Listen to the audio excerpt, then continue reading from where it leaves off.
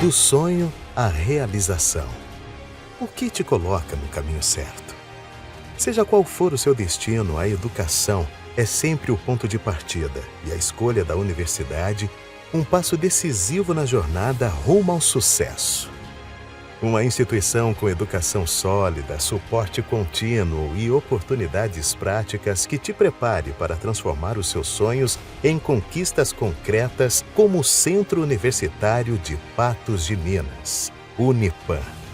Com um ensino de excelência e uma infraestrutura de ponta, o Unipan se consolida como uma das mais importantes instituições de ensino do país, sendo a única da América Latina a possuir 4 certificações de gestão de qualidade.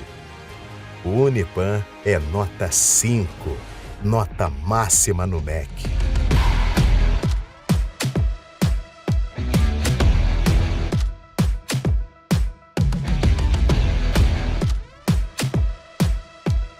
Com 4 campi, o Unipan abriga mais de 7.000 alunos e oferece uma vasta gama de opções educacionais, a começar pelo ensino médio, cursos de graduação, pós-graduação, EAD e ainda 8 cursos técnicos.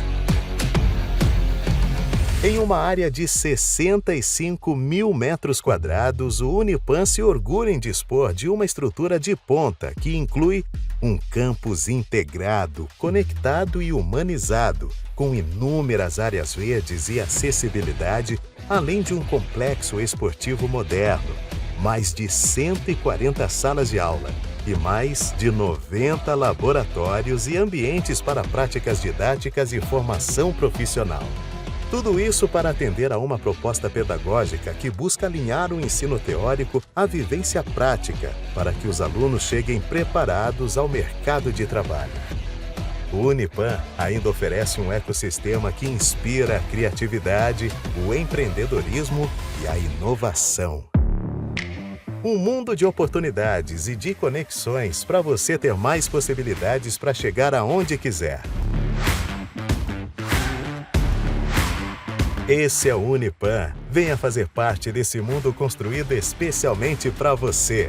Unipan, educação que transforma. Em um mundo onde cada detalhe conta, há um profissional que é essencial para o sucesso de qualquer negócio: o contador. Ele é o guardião das finanças, o estrategista que ajuda a transformar números em crescimento. Seja no agro, comércio, indústria e serviço, o contador busca garantir que tudo esteja em ordem, desde a abertura da empresa até a gestão diária. Com o apoio do contador, as empresas podem transformar decisões mais informadas, evitar problemas fiscais e, com isso, maximizar seus lucros. Campanha de valorização do contador, o profissional essencial para o sucesso do seu negócio. Apoio Sindiconte.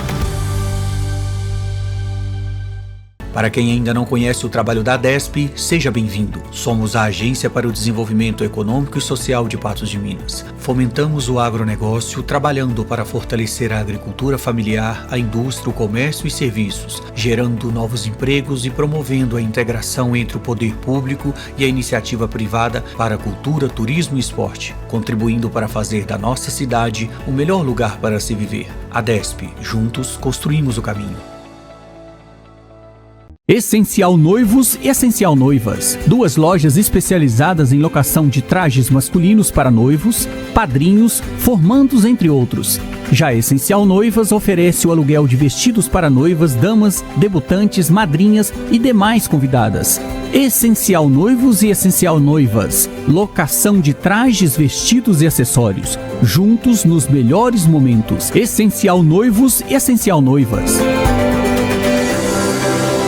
Bem-vindo ao Posto V3, o único posto em Patos de Minas onde você abastece e pontua pela Livelo. Aqui você abastece, escaneia o cupom e pontua. E daí? Daí que quem acumula pontos pela Livelo troca por milhas e viaja pelo mundo. Ou se preferir, pode conhecer as belezas do Brasil. Eu não viajo de avião. Mas com pontos acumulados, você pode trocar por combustível em qualquer posto Ali credenciado. Posto V3 da Avenida Padre Almir, onde você agora abastece e ganha pontos na Livelo. Não é sorteio, abasteceu, pontuou, ganhou. Vamos falar sobre doenças que causam a dor, como a fibromialgia e lúpus. Doenças que provocam dor intensa, como cansaço, inchaço, enfim, sintomas que trazem piora na sua qualidade de vida. Um desafio diário que muitos enfrentam, mas existe uma esperança, e ela passa pelo médico reumatologista. Ele é o especialista capaz de diagnosticar e tratar sintomas da dor provocada por essas doenças, melhorando o seu bem-estar e a sua qualidade de vida. Redescubra a vida sem dor. Dr. Leandro Alves, especialista no tratamento de artrite reumatoide, espondilite ecleosante, entre outras doenças tratadas pelo médico reumatologista. Há mais de 30 anos, a AgroJapão é a parceira do produtor rural em Patos de Minas e região, oferecendo ao agricultor desde os insumos para o plantio, passando pelas sementes de alta qualidade até os defensivos agrícolas, inclusive para toda a linha de jardinagem. Na pecuária, a AgroJapão oferece uma linha completa de medicamentos, entre outros itens para o bem-estar dos seus animais, além de acessórios, ferramentas e muito mais. Venha conferir e tomar um café com a gente. AgroJapão, somando forças e multiplicando o progresso.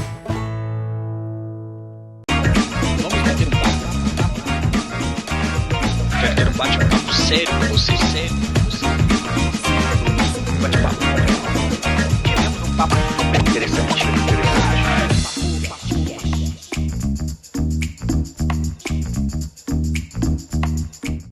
De volta em mais um Papo Franco aqui pela NTV, hoje entrevistando o advogado criminalista Dr. Tiago Alves. Dr. Tiago, seja bem-vindo, vamos bater um papo interessante aqui hoje, hein? É um prazer estar aqui nesse programa tão importante.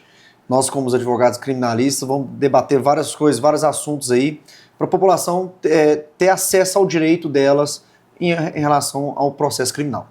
Doutor, muitas vezes, vamos começar com já uma pergunta delicada, muitas vezes as pessoas confundem o advogado criminalista como advogado de bandido, né? Não, ele defende bandido.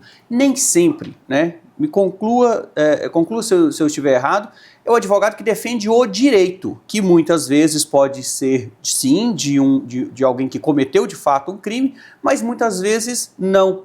Como o senhor defende quando alguém argumenta, qual é a sua profissão? Eu sou advogado, qual área? Criminal, ponto. Bom, é interessante essa pergunta, Franco, porque realmente a população em si acha que o advogado, quando está defendendo uma pessoa que acaba de cometer um crime ou que está respondendo um processo criminal, o cidadão acha que o advogado é o advogado que compactua com o crime, com a criminalidade. E isso não é verdade, Franco. Por quê? O advogado criminalista, a partir do momento que ele é acionado de uma forma que a Constituição do Brasil prevê. Porque, não sei se você sabe, e é interessante as pessoas saberem, que o advogado é a única profissão que tem status constitucional. Por quê? Está previsto na Constituição que não existe nenhum processo criminal sem um advogado. Então, Franco, hoje, no Estado Democrático de Direito, então, quando existe um processo criminal, um inquérito policial, ele só existe se tiver um advogado. Por quê? Se não tiver um advogado, esse processo é nulo de pleno direito.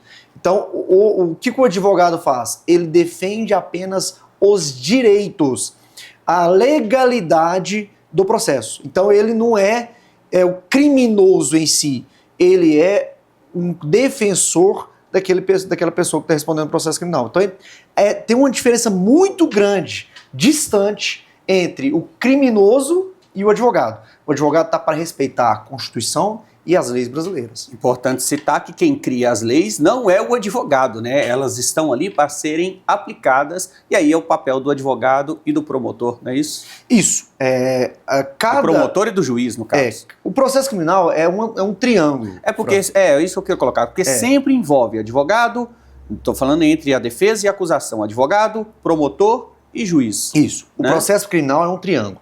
Tem a autoridade judiciária, tem a acusação e tem o advogado.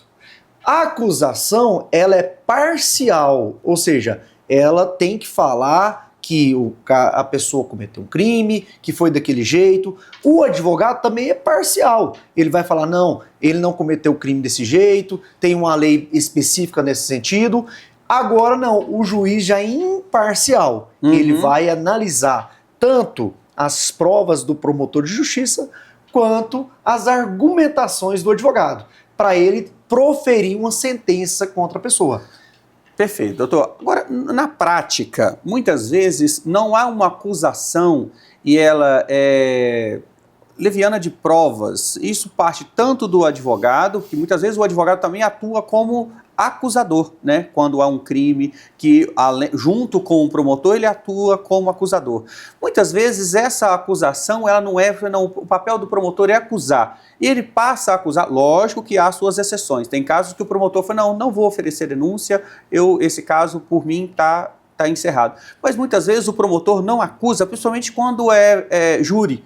Ele acusa, o papel dele é acusar, muitas vezes aquela acusação é falha, mas ele está ali e fala, não, esse é meu papel e eu vou fazer e pronto. Estou falando na prática, muitas vezes isso não acontece, a acusação falha. Na prática acontece, Franco. Por quê? O promotor, como eu disse, ele é o titular da ação penal.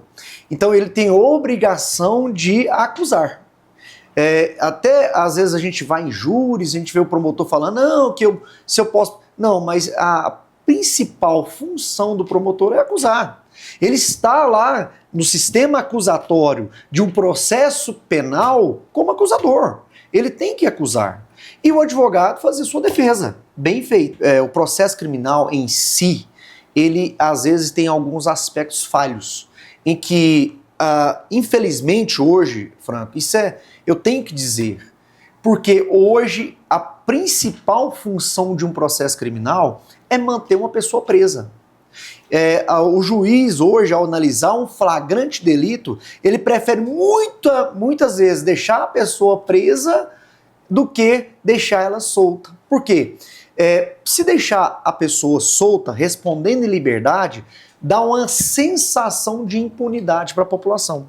E aí as autoridades judiciárias às vezes deixam a pessoa presa, e aí onde que entra um bom advogado criminalista para fazer uma boa investigação defensiva e mostrar para aquele juiz, falar, o senhor está deixando essa pessoa presa sem provas, então nós pleiteamos a liberdade dele. Até porque, se o senhor deixar ele responder em liberdade, ele vai provar com mais detalhes ainda que depois ele vai ser absolvido. Então, isso é importantíssimo, Franco. Como aquela pessoa que tá presa, ela pode buscar um advogado de forma mais acessível, se é que isso é possível na nossa região. Estou falando para a nossa realidade aqui. Infelizmente, Franco, a justiça, como eu disse lá atrás, necessita de um advogado. E, às vezes, muitas das pessoas não conseguem pagar, né, os honorários de um advogado particular. Então, existe sim, hoje, por exemplo, aqui em Patos, existe a Defensoria Pública do Estado de Minas Gerais. Então, se a pessoa não consegue arcar com um advogado particular, então que procure um defensor e peça para aquele defensor público fazer uma boa defesa para ele. Por quê? Senão, é como você disse, a pessoa vai ficar encarcerada, as provas mais cabais para mostrar que ele é inocente não vão ser levadas ao juiz. Por quê, Franco? O juiz está lá no gabinete dele, está lá no fórum, tranquilo, e se a acusação traz lá, não, a testemunha falou isso, tem uma prova disso, eu vou condenar. Ele não tem outra função. Ele não tem nem, às vezes, outra alternativa, né? Não tem alternativa, porque o juiz não pode procurar provas. O juiz apenas, ele faz a colheita das provas, é diferente. Então, é importante, porque a acusação, Franco, é bom a gente falar, o sistema acusatório, ele é muito forte. Por quê? O sistema acusatório tem viaturas, tem policiais armados, tem inteligência, e tem, então, assim, o sistema acusatório no Brasil ele é muito amplo, ele tem muito mais detalhes para levar para um processo do que um advogado. Então, nós, como advogado, nós temos que batalhar 10 vezes mais do que a acusação.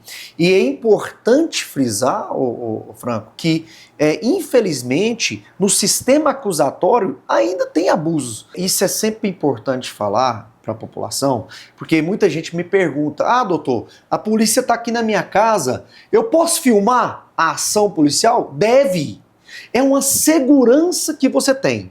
Então, a polícia só pode quebrar a violação da sua casa, do seu domicílio, se ele tiver um mandado judicial na mão. E tem os horários também, viu, Franco? É só até às 18 horas. Mesmo com mandado judicial? Mesmo com mandado judicial. Mesmo com mandado judicial, só até às 18 horas. À noite, não. Então, às vezes você já viu muita operação policial que espera nascer o dia, né, 6 horas da manhã, para fazer a operação, porque à noite não pode, certo? Ou a polícia também pode quebrar a violação do domicílio se for um crime de flagrante delito, ou seja, se aquele crime está acontecendo naquele momento, aí a polícia pode quando fala quebrar. flagrante, vamos separar os crimes. Uma coisa é a pessoa atirou em alguém, correu para casa dele, é flagrante, a pessoa entra lá. Agora vamos falar de uma coisa mais simples, como tem muitos aí. O cara está empinando moto na rua e a polícia persegue ele corre para casa dele, abre o portão e fecha. A polícia pode entrar? Isso, aí pode, porque está em estado de flagrância e aí sim a polícia, naquela perseguição. E é até importante a gente tocar nesse assunto, porque tem muitas dúvidas do que é flagrante, né? Até que momento é o flagrante delito? Quanto tempo é o flagrante? Quanto tempo é o flagrante delito? Surgem muitas essas dúvidas. Eu cometi um crime, eu tenho que ficar 24 horas no meio do mato e depois eu me apresento? Isso, pessoal, é um mito. Mito. Não existe tempo de flagrante delito. Tudo que vocês já ouviram falar, que tem que ficar 24 horas foragido, o que diz a lei? Vamos lá. Nós temos que ver o que fala a lei. A lei fala o seguinte, que flagrante é durante uma perseguição, durante buscas, ou seja, se a polícia militar ou a polícia civil estão fazendo diligências que duraram mais de 24 horas para capturar um criminoso, aquilo é flagrante delito. E também, pessoal, pode ser que às vezes a polícia encerra as diligências dela com 1 hora de prazo. Aí depois também já acabou o flagrante delito. Então depende das diligências, da perseguição, das buscas policiais. Isso é muito importante dizer, porque a gente quebra esse mito aqui hoje. Se o delegado ofereceu a denúncia, abre-se o inquérito. Abriu o inquérito, oferece, aquilo chega para o judiciário. Significa que aquele processo vai andar. O indivíduo muitas vezes não está nem sabendo que pé que está. É um erro, ele precisa procurar, porque muitas vezes a pessoa, não, eu esqueço, a justiça esquece. A justiça esquece? Jamais esquece. Isso tem direto no meu escritório. Por quê? Pessoas que são presas, que acharam que aquele processo tinha encerrado e a justiça vai e manda recolher. Por quê? Um dos requisitos, Franco, quando a pessoa está respondendo o processo criminal, ela atualizar o endereço, justificar suas atividades, e aí as pessoas acomodam com aquele processo criminal e acham que aquele processo criminal encerrou. Processo criminal, pessoal, não encerra. Ele encerra com sentença absolutória ou condenatória. Então o processo criminal não encerra. Então se você está respondendo o processo criminal, dá um jeito de arrumar um advogado particular ou a defensoria pública para acompanhar aquele processo, porque senão vai acontecer como já aconteceu com vários clientes nossos, em que ele está lá na casa dele, está tranquilo, a polícia bate lá, tem um mandado de prisão para o senhor, porque o senhor não compareceu aos atos do Poder Judiciário. Aí é preso mesmo. Aí você tem que justificar para o juiz, é porque eu mudei de endereço e não falei, é porque eu mudei de trabalho e não falei. Isso é importante. Não deixe o seu processo correr à revelia. Sempre esteja atento ao seu processo criminal. Se você tem um bom advogado, ele não vai deixar acontecer de você preso. Porque se você mudar de endereço, você comunica o advogado comunica o juiz. Se você muda de profissão, comunica ao juiz. Então o advogado vai estar sempre peticionando para o juiz, aí o juiz vai ter todas as informações necessárias. Por exemplo, o juiz marcou uma audiência, o advogado vai comunicar ao cliente para que vá na audiência. Então não vai acontecer do réu ficar oculto ou foragido ou deixar de responder justiça. Agora, se você não tem um advogado e acha que o processo está no esquecimento, aí a justiça vai entender que você está descumprindo uma aplicação penal e vai mandar prender, vai mandar recolher. Perfeito. Então vamos falar especificamente dos principais crimes que chegam hoje no seu escritório. Entre eles, o porte ilegal de arma. Há uma confusão muito grande para aquele que pode ter porte, que pode ter posse. Entre o nome, até o nome confunde, né? Posse de porte. Hoje, no Brasil, porque isso muda de acordo com, né, o governo. Muda o governo, há uma aplicação. Entra outro governo, uma outra aplicação. Hoje, o que pode? Qual cidadão que pode ter porte e posse de arma? Aí nós já entramos no aspecto do Estatuto do Desarmamento.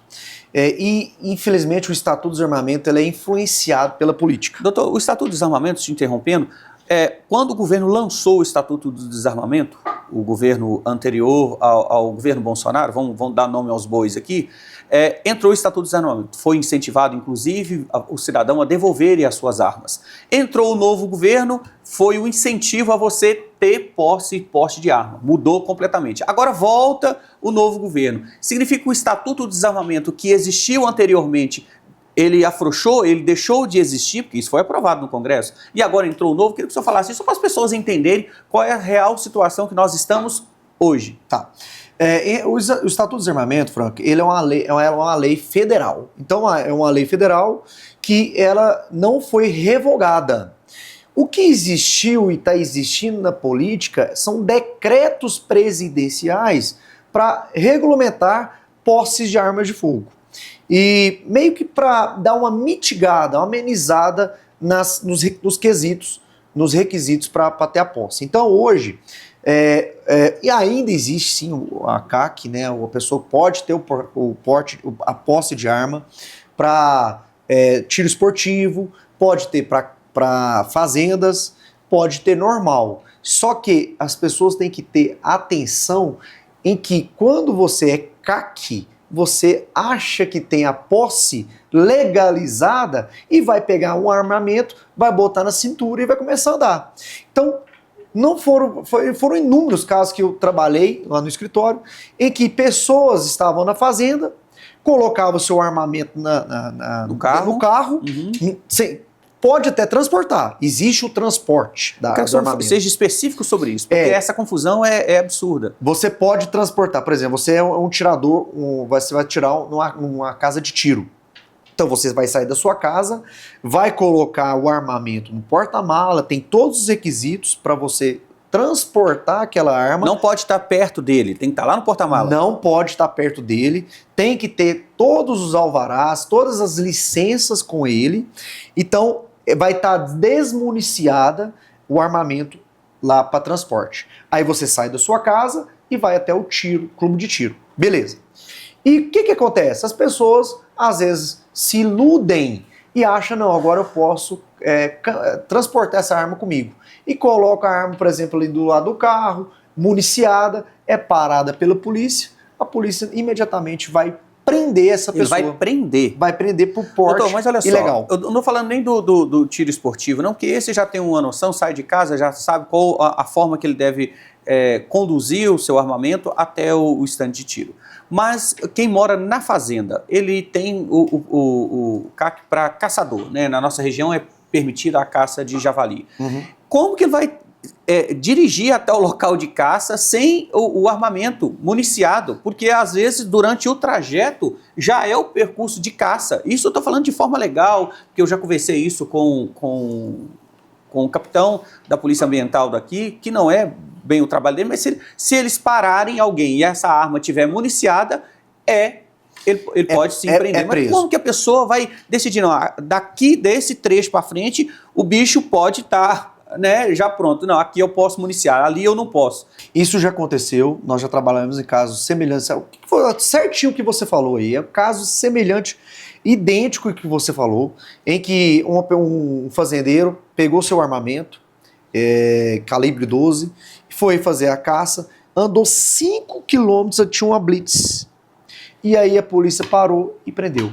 Por quê, Franco? É interessante, até pessoal da fazenda, quando você tem a licença para CAC, tem um perímetro lá para você usar. Então, é só naquele perímetro. Se sair do perímetro, Franco, infelizmente, a pessoa vai ser conduzida para a delegacia, vai ter um transtorno enorme, porque aí vai ser levado até presídio, vai ter que pagar uma fiança, vai ter que pagar advogado.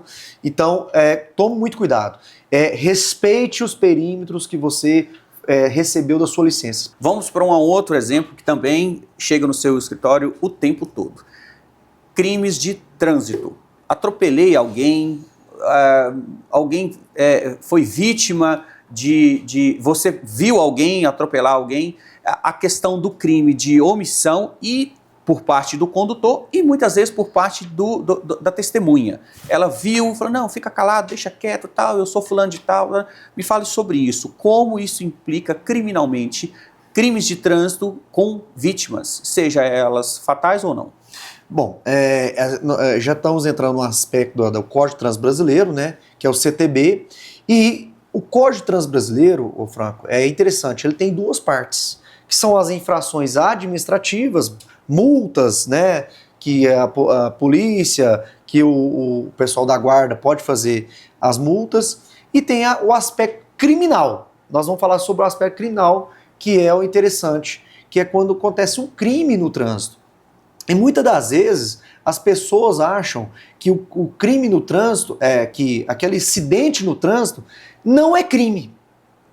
E isso também um mito. Porque vários dos acidentes do trânsito gera também um crime.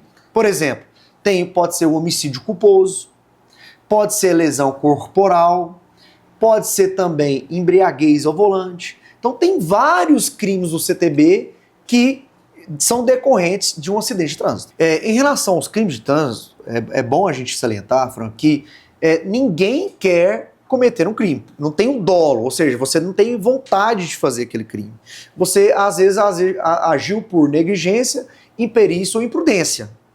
E isso, quando tem essa negligência, imprudência ou imperícia, você pode responder por um crime. Ah, mas eu não quis. Mas existe o crime culposo. Aí onde que você não tem intenção, mas mesmo assim pode responder. Sobre a omissão de socorro. Cuidado quando vocês estão passando perto de acidentes de trânsito. O famoso fofoqueiro, querendo saber como é que está a situação daquele trânsito, como é que está a situação da vítima, daquele acidente. Você pode se tornar uma testemunha ou você pode tornar, às vezes, responder até por um crime. Porque deveria estar socorrendo e não fez. Deveria estar socorrendo e não fez. Então, tome muito cuidado. Doutor, nós vamos voltar no segundo bloco, vou chamar um intervalo comercial, e nós vamos falar sobre Bolsonaro. Este crime que está mobilizando as redes sociais, mobilizando o país, trazendo várias discussões. Eu quero ouvir a sua opinião a respeito. Nós vamos chamar os comerciais e voltamos já já. Aguardem.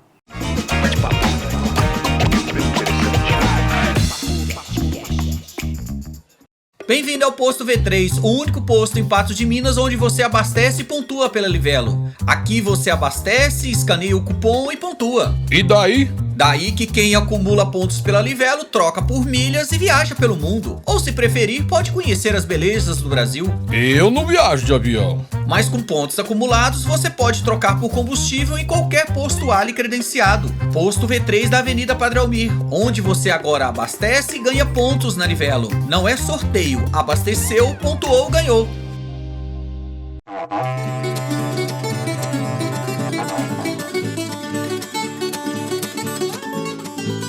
Papo Branco e Cicobi Credipatos apresenta Do Campo à Mesa. Continuando o ciclo de matéria aqui no Ceasa Patos de Minas, hoje nós vamos conversar com os caminhoneiros que chegam aqui às vezes 3 horas da manhã, às vezes até antes, para conseguir uma melhor posição dos caminhões, para que os carregadores consigam levar os produtos e aí deu 9, 10 horas eles já estão saindo. As mercadorias saem daqui para 200, 300, 400 quilômetros de distância e às vezes até mais.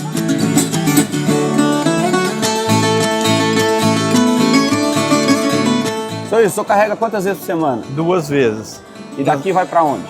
Daqui eu começo aqui em São Gotardo, fazendo entrega ali, 262, vou para Estrela do Indaiá. É pro meu sacolão e mais alguns fregueses. Tem sacolão também? Tem sacolão lá na Estrela, lá. Estrela do? Indaiá. Estrela do Indaiá. Quantos caminhos daqui? 250 quilômetros. Eu moro na Estrela e eu venho um dia antes, durmo em São Gotardo, eu tenho em casa em São Gotardo. Aí eu chego aqui 3h30, 4 horas, eu tô aqui.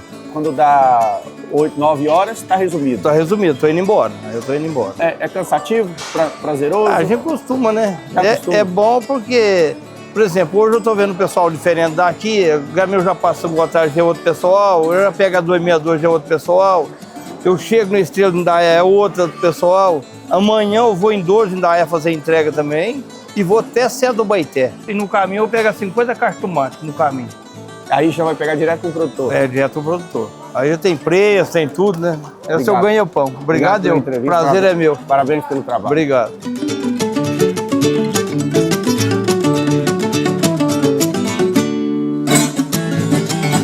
Agora são 8h30 da manhã. Boa parte do movimento já cessou, os caminhões já estão saindo e essa parte aqui é a parte dos lojistas. Os caminhões encostam aqui nas docas, esses daqui saem carregados, é só uma questão de escolha. Aqui tem boa parte dos produtos que eles precisam também acontecem e alguns produtos que não tem aqui nas lojas eles trazem, os carregadores vão trazendo para cá desde 4 horas da manhã. Vem com a gente. Edivane, me falaram que você chega aqui um pouquinho mais tarde, ou foi só hoje? Não, eu sempre chego às 5 horas da manhã. 5 horas da manhã. É. Esse caminhão ainda tem muita coisa para carregar aqui ainda? Vai completar a carga. Até fechar? Até fechar. Você leva para onde? Vazante. Quanto tempo tem que o senhor faz esse trajeto? Trabalho desde 98. Desde 98? É. O senhor leva hoje segunda-feira, que dia que o senhor volta? É, agora quinta de novo. Carrega tudo de novo? É, semana agora. O homem tá vendendo, hein? Ixi, glória a Deus. Isso é cliente bom. É, cliente bom. Obrigado pela entrevista, viu?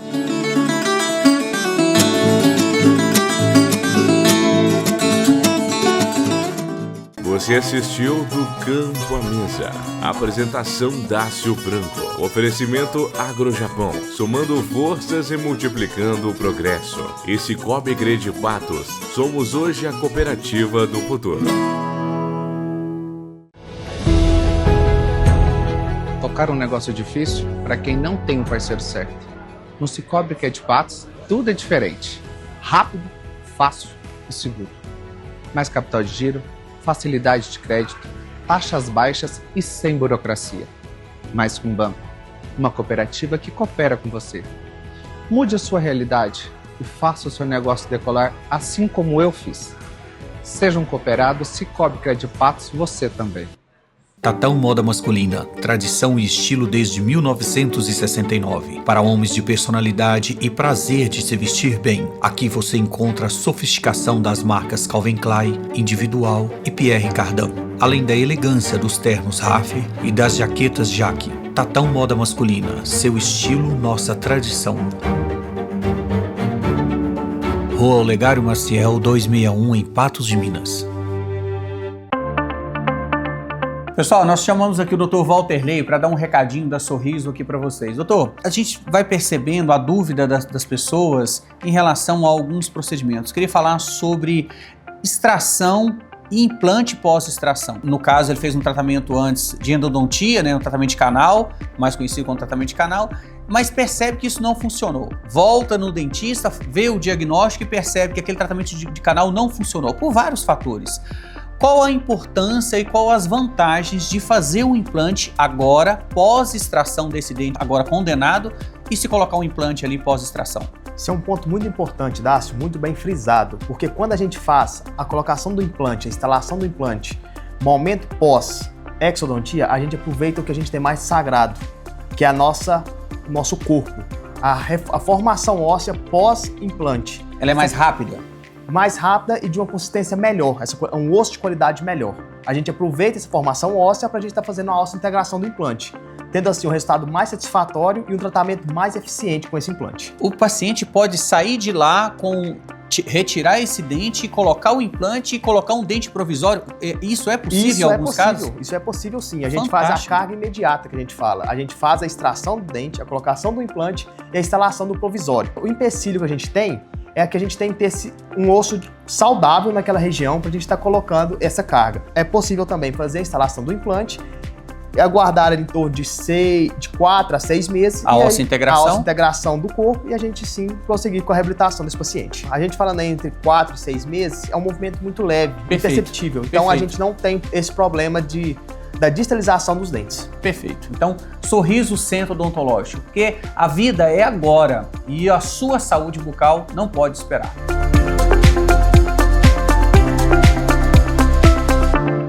Desde 1997, a Alumibox é referência em esquadrilhas de alumínios e revestimentos em PVC. Com investimento tecnológico, garantimos qualidade em nossos produtos, nos tornando um dos maiores produtores e revendedores de forros e revestimentos em PVC de alto padrão do país, trazendo beleza, durabilidade e exclusividade para o seu projeto. Transforme seu ambiente com produtos da Alumibox. Instalação ágil, acabamento impecável, preço de fábrica e entrega garantida pelo Grupo J. Moreira. Alumibox. Confiança que construímos em produtos de alta qualidade. Visite nosso showroom na Avenida JK 3399, em Patos de Minas.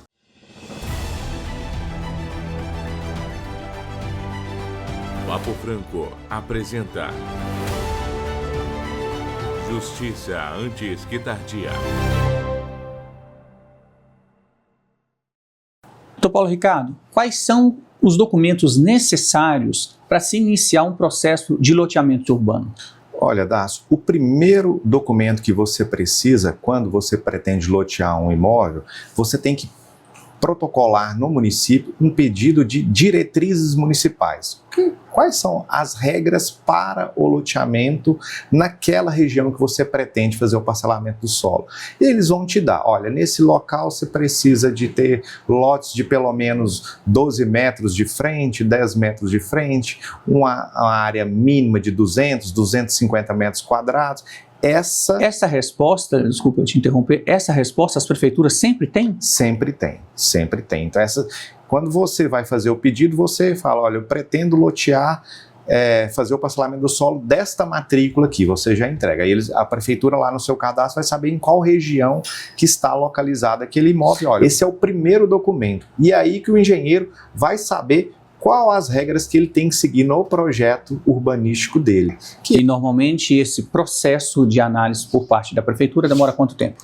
Olha, a regra, assim, a maioria dos municípios coloca ali um prazo de 60 dias para fazer a análise depois que eles recebem esse projeto urbanístico. O projeto urbanístico, depois de protocolado, ele vai ter em média 60 dias, e depois que é aprovado, vai para os que eles falam os projetos complementares, que é o projeto de rede de água, rede de drenagem pluvial, esgoto, energia, sinalização, eventual arborização. As questões ambientais podem, de alguma forma, aumentar esse tempo de análise? Ah, sim, sem dúvida. Às vezes um imóvel que tem um APP, ele precisa passar pelo órgão ambiental. Assim, depois de superada aquela análise, aí que eles vão dizer se pode ser aprovado ou não.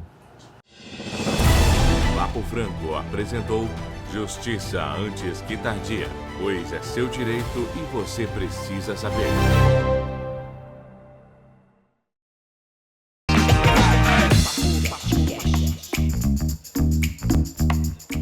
Voltamos para o segundo bloco do programa Papo Franco, hoje conversando com o advogado criminalista, Dr. Tiago Alves. Doutor, vamos falar nesse segundo bloco sobre as decisões do Supremo sobre Bolsonaro. Na sua opinião, como o senhor vê essas decisões sendo tomadas e levando tanta discussão? E também eu queria uma segunda opinião. A opinião pública sobre essas decisões podem influenciar o resultado final? Bom... Resultado final, prisão. Sim. Né? É interessante esse caso do Supremo Tribunal Federal, a gente fazendo aqui uma análise do começo. Vamos começar lá atrás. Se a gente for pegar a questão da legalidade, Franco, da constitucionalidade dessa ação penal que está tramitando contra o Bolsonaro e contra vários outros generais, contra outras pessoas lá, vamos ver que tem, no meu entender, tem alguns aspectos ilegais que está acontecendo lá. Por quê? Se a gente pegar o inquérito que começou essa ação penal, ele foi um inquérito que agiu de ofício. Como assim agiu essa de questão? ofício? Eu sei o que mas só para a população Por que agiu de ofício? O ministro do Supremo, ele abriu um inquérito, ele mesmo, como juiz, abriu um inquérito, e esse inquérito começou a tramitar. Quem abre o inquérito é o delegado, né? Neste caso, seria um delegado da Polícia Federal. O novo governo entra. Por que o delegado não fez isso? Por que o ministro? Porque ele poderia ter saído dessa contradição, poderia ter saído dessa ilegalidade, deixando um delegado da Polícia Federal, que inclusive foi colocado pelo atual governo, o diretor da Polícia Federal hoje é colocado, né, pelo novo governo. Por que a Polícia Federal não começou a investigar e tocar esse inquérito, seguir a legalidade? Por que isso aconteceu, na sua opinião? É isso que nós entendemos que há falhas na ação penal. Por quê? O juiz, como eu já disse também no primeiro bloco, ele é imparcial. Então o juiz não pode começar uma ação penal, ele não pode denunciar, ele não pode relatar um inquérito. E lá atrás teve isso. E o ministro Supremo é um juiz, né? Está entre os 11 maiores juízes, para as pessoas entenderem, do país. Então ele justificou que era uma ação que aconteceu no Supremo e tal, justificou essa abertura de inquérito. Então aí já está uma ilegalidade. Outra ilegalidade que nós vemos é que toda a ação penal ela foi tramitada pelo ministro. Então, assim, se ele o colhedor da prova, ele tinha que se afastar. Se ele achou que é contra ele tinha que se afastar e teria que ser outro relator, outro ministro para conduzir. A segunda ilegalidade. Então, ele alega iniciar esse inquérito porque a invasão de vários pontos em Brasília no dia 8 de janeiro se deu também dentro do Supremo Tribunal Federal. Então, ele, por estar dentro da casa, né, do Supremo, ele se colocou como o direito de iniciar esse inquérito. Então, essa foi uma das alegações?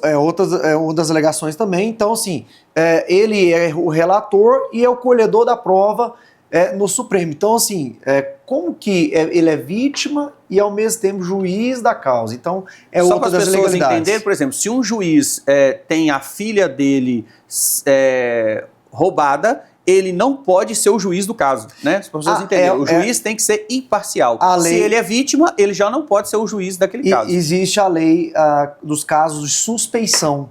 Então, se o juiz ele vê que ele é suspeito para julgar aquela causa, ele tem que se autodeclarar que ele não pode julgar e tem que se afastar daquela causa. Mas como esse processo poderia tocar, já que a invasão foi feita no Supremo, esse caso iria, de fato, chegar ao Supremo e os 11 ministros do Supremo, de alguma forma, são vítimas, né, dessa invasão, né, a casa deles. Como que isso poderia ser conduzido? O que alguns juristas dizem sobre isso? Que isso teria que ter direcionamento para a Justiça Federal, na primeira instância, para que a Justiça Federal tramitasse o inquérito, o delegado da Polícia Federal relatasse o inquérito, o Ministério Público Federal denunciasse e isso tramitasse primeiro na primeira, depois na segunda, depois na terceira, quarta instância. Agora, hoje, o que nós temos, Frank, é uma justiça que está acontecendo no Supremo Tribunal Federal e que não existe mais instância para recorrer. Vai recorrer para onde? Então, por exemplo, toda decisão que existe do ministro ou dos ministros da Suprema Corte vai recorrer para onde? Pois eu vejo essa questão. Eu vejo alguns casos falando, não, os advogados falando assim, não, a decisão foi tomada, nós vamos recorrer. Imagina você recorrer, tipo assim, você pedir para Deus salvar outro assim. Não tem. Nós estamos falando da última instância. Vai recorrer para quem? Ou seja, caso perder. A situação é delicada. No mínimo delicada. No mínimo delicada. E o que nós estamos vendo também, a questão da mídia que está trazendo para a população, é a questão de prisão do ex-presidente, de questão de colocar tornozeleira. Tudo isso, o Frank, está agindo de ofício. Isso também fere o sistema acusatório, segundo alguns juristas. Por quê? A partir do momento que o ministro vai lá, manda colocar de forma de ofício, uma tornozeleira, aí depois já manda falar, agora você vai ficar em casa, aí depois manda prender tudo de ofício, e isso fere o Código de Processo Penal, porque tem que ter um pedido. Existe acusação, existe o juiz imparcial e existe a defesa. A partir do momento que um juiz que teria que ser parcial, ele começa a ter parcialidade, também, no nosso entender, fere o processo penal. Perfeito. Agora, na sua opinião, a opinião pública tem favorecido de alguma forma essas decisões? A mobilização pública, a gente está falando de um ex-presidente da República, e também sobre a interferência dos Estados Unidos dentro desse processo. Queria que o senhor falasse da sua visão em relação a isso. Bom, pelo que nós estamos tendo conhecimento do Supremo Tribunal Federal, todas as vezes que tem essas intervenções, seja do exterior, ou seja, de população, parece que está tendo mais um endurecimento. Então, não está favorecendo nenhum tipo de favorecimento, até porque essa medida cautelar que o ex-presidente estava foi descumprida, porque parece que teve uma manifestação e ele deu uma entrevista e ele não podia dar entrevista. Então, toda essa manifestação que está acontecendo não está sendo favorável, e o que a gente está vendo é um endurecimento da Suprema Corte perante os acusados. Doutor, vamos fugir um pouco desse tema político, mas vamos falar de um outro assunto que está em evidência, e isso vai e volta, que é a violência doméstica, né? Lei Maria da Penha. É impressionante, e aí eu quero ouvir a sua opinião. A violência doméstica parece não ter fim, e os números só aumentam. Por que é o aumento desses crimes e como as pessoas podem, de alguma forma, prevenir que eles aconteçam, se é que isso é possível? Com um advogado criminalista, muitas vezes, você pode até vir a defender o agressor. Me fala sobre o direito da vítima e do agressor, quando ele não é, ou até mesmo quando ele, de fato, agora provado, é agressor, porque tem filmagem, porque tem provas e assim por diante. Franco, é interessante que hoje, quando a gente vai na delegacia, eu vou trabalhar na delegacia e estou lá na delegacia de plantão, de cada 10 crimes que está acontecendo aqui em Patos de Minas, 8 trata-se de Maria da Penha. Então é um número muito alto que está acontecendo aqui em Patos de Minas. E eu quero deixar um recado bem claro e dado para vocês, mulheres que são vítimas desses criminosos. Por quê? Vocês têm o direito de contratar um advogado e também ter toda uma assistência de um advogado criminalista para pleitear perante o Poder Judiciário várias medidas. Lembrando que a violência, Franco, não é somente física, tem a violência emocional, patrimonial, então são vários tipos de violência. De ameaça, que às vezes não aconteceu a agressão, mas a ameaça também é crime. Então, vocês podem procurar um advogado para se instruir e pedir ao juiz essas medidas. E essas medidas são bem conduzidas tanto pela Delegacia da Polícia Civil, que hoje tem em Patos uma delegacia especializada da mulher, e também tanto pela Polícia Militar, que tem viaturas especializadas, que é também do atendimento da violência doméstica. Então, não se calem, não se deixem levar por essas situações e denuncie realmente essas hipóteses. Agora, olhando a questão do aspecto do réu que está respondendo o processo criminal, ele, como eu disse também lá no início, o advogado criminalista pode fazer a sua defesa e, se tiver provas que isso pode acontecer, né, Franco? Tem provas que, às vezes, a denúncia ela é caluniosa. É importante a gente falar sobre isso, porque as mulheres têm o direito de denunciar, devem denunciar, mas cuidado com a denúncia caluniosa, isso, né? Porque também aí ela sai de vítima para criminosa. Eu estou vendo muito isso acontecer às vezes, Frank, e isso vai um recado importante, porque às vezes a pessoa faz a denúncia, a pessoa, o acusado é preso, é levado para o presídio e depois, às vezes a mulher se retrata e fala, não aconteceu isso. E isso, a partir do momento que faz essa retratação, falando que não houve aquela violência ou não houve aquela ameaça, isso vai acarretar um outro processo, que é a denunciação caluniosa. Mas olha só, doutor, ela sabe disso, porque né, se você voltar atrás, significa que você... E aí, nisso, ele já foi preso. Qual é o crime que ela responde? O crime, qual a acusação, qual é a pena que ela pode ter caso ela faça uma denúncia caluniosa. Isso, aí tem um crime específico chamado denunciação caluniosa. É um crime que está previsto no Código Penal, que aí o réu, o acusado, pode então falar, ó, eu provei que aquilo lá é tudo falso, e aí pode pedir uma abertura de um inquérito pelo aquele crime, que é a denunciação caluniosa. Porque muitas vezes também a mulher acaba sendo obrigada a retirar essa denúncia por familiares, ou não, vai lá, coitado, tá sofrendo, não foi isso que aconteceu e tal, não sei o que. Então há uma situação bem é situação complexa, né? Complexa, né? Complexa. Então, a orientação é que realmente faça a denúncia, realmente tenha agressão, faça essa denúncia perante aos órgãos competentes policiais, mas se for uma denúncia que é fraudária ou que é falsa, isso pode acarretar um prejuízo também para ela. A Lei Maria da Penha, Franco, ela deixa bem específico que a prova cabal para um processo criminal, Lei Maria da Penha, é apenas o depoimento da vítima. Então, é por isso que tem um grau de responsabilidade muito grande, porque a vítima, ela pode falar, relatar o que aconteceu, e aquele depoimento dela vai ser levado como prova muito grande. Nós estamos aqui defendendo o agressor de maneira alguma, mas essa questão, apenas a palavra da vítima, que pode não ser vítima, é o suficiente. E no presídio tem, sim, muitos, igual você está colocando aí, de cada 10 casos que chegam hoje na delegacia, 8 são ligados ao Maria da Penha. Por isso essa questão de como tão fácil de incriminar e levar para a cadeia aquele agressor ou não. Quando ele é agressor, ele tem que ir para a cadeia mesmo e pronto. E se não for? Como que a palavra de uma pessoa, sem prova nenhuma, já pode ser uma acusação e levá-lo à prisão de imediato? No processo criminal tem que ter provas, então o depoimento da vítima é uma prova. Então o réu, se o acusado, se ele quer falar que aquele depoimento é inverídico, não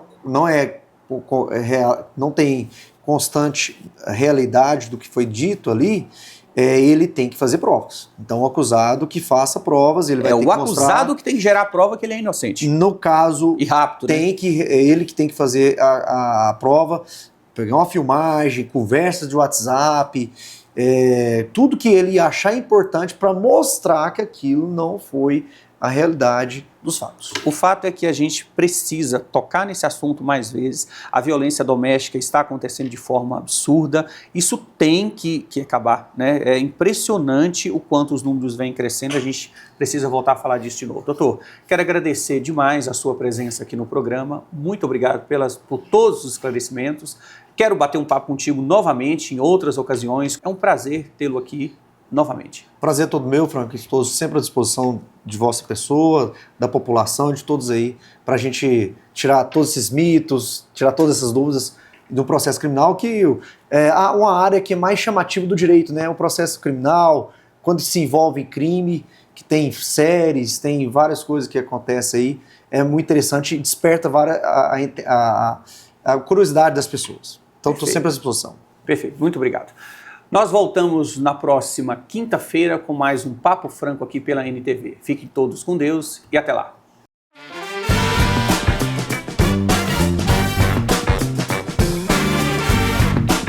Papo Franco e CDL Patos de Minas apresentam o melhor do seu bairro. Pessoal, hoje o quadro Melhor do Seu Bairro está aqui na CDL para contar sobre esse novo serviço que a CDL está oferecendo, que é o atendimento psicológico para lojistas e funcionários já em funcionamento aqui mesmo na sede da CDL. E para falar sobre esse assunto, nós vamos aqui conversar com a Karen, gerente da CDL. Projeto pensado, sonhado e agora em funcionamento, né, Karen? Dácio, boa noite. Obrigada por esse espaço, pela oportunidade de falar desse projeto que, como você mesmo disse, é tão sonhado por nós da CDL. Quando se fala em saúde mental, nós compreendemos que ele tem um impacto direto na vida das pessoas e, portanto, dentro das empresas. Então, é nítido que isso tem causado um grande movimento, né? Até mesmo uma comunicação muito grande quando o assunto se trata saúde mental, né? Então, acredito que esse projeto da CDL é um projeto que vem pensado exatamente nisso, no impacto que gera tanto no colaborador que está dentro da empresa, quanto para o lojista, que é o empresário que cuida do colaborador. Após a pandemia, nós compreendemos que obteve-se um aumento significativo de adoecimento no trabalho e, portanto, a CDL, a partir de então, vem discutindo com a nossa diretoria medidas para que a gente consiga trabalhar, né, e apoiar também o lojista a cuidar da saúde mental do nosso comércio. Qual é o principal fator que leva à necessidade? Muitas vezes as pessoas acham que não tem, e tem, mas qual é a principal?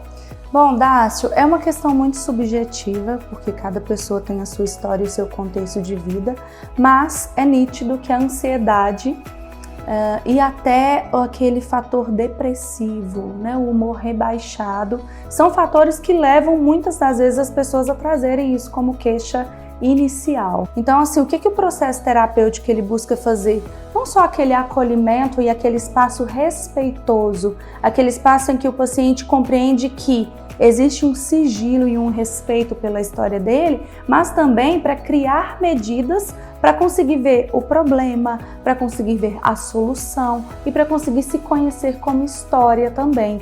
Então, por isso que o processo terapêutico ele é como se o psicólogo ligasse uma luz, acendesse uma lanterna. Ele vai fazer por mim? Não, porque ele é um processo de várias mãos. O paciente ele precisa querer também. Cara, eu vou te falar uma coisa, você está terminando a faculdade, vai ser um sucesso, e como psicólogo tenho certeza. Viu? Espero que sim. Quero te agradecer pela entrevista, parabéns por ter essa iniciativa, trazer isso aqui para a CDL, parabéns a toda a diretoria, né, por ter enxergado a importância desse trabalho. Eu queria que você deixasse um último recadinho falando sobre um valor que ele é diferenciado para os lojistas e seus associados. Sim, claro. Então esse é um novo projeto da CDL, né? O nome do projeto é CDL Acolhe, cuidando da mente que move o nosso comércio. Então a nossa proposta é oferecer tanto para o lojista quanto para os colaboradores o atendimento psicológico, né, com 10 sessões aqui dentro da CDL, a um custo de R$80, a um valor social de R$80. Nós temos já uma equipe de profissionais já qualificados para atender, né, para tentar direcionar as dores e as angústias dos nossos trabalhadores.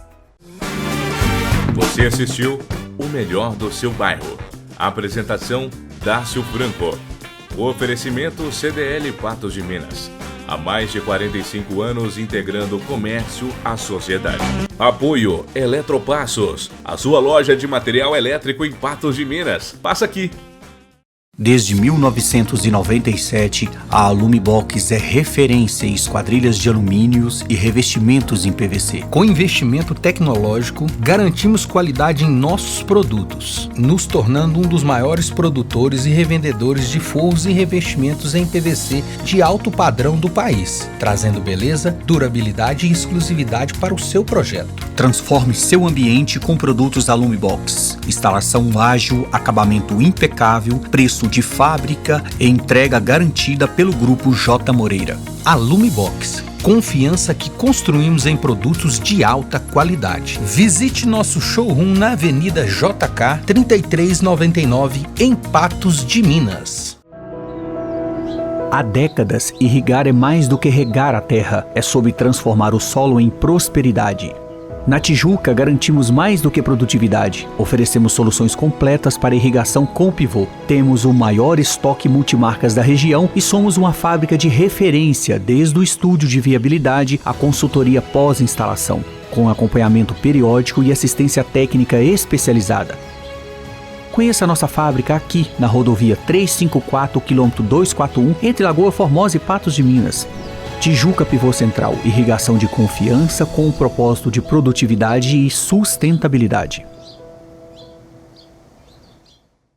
Você já parou para pensar como a ausência de dentes pode afetar a sua qualidade de vida? Além do impacto estético, a falta de dentes certamente irá prejudicar a sua mastigação, afetar a fala e a sua saúde como um todo. Recupere a saúde dos seus dentes e desfrute das delícias da vida. Somos a Sorriso, clínica especializada em implantes dentários com planejamento computadorizado e diagnóstico rápido e acessível.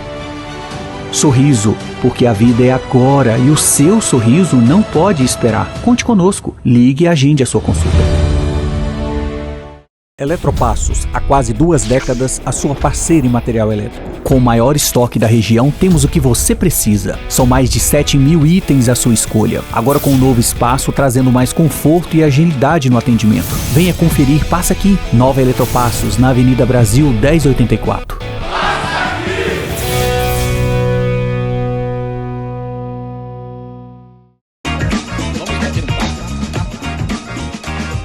Quero ter um bate-papo sério com você, sério. Bate-papo.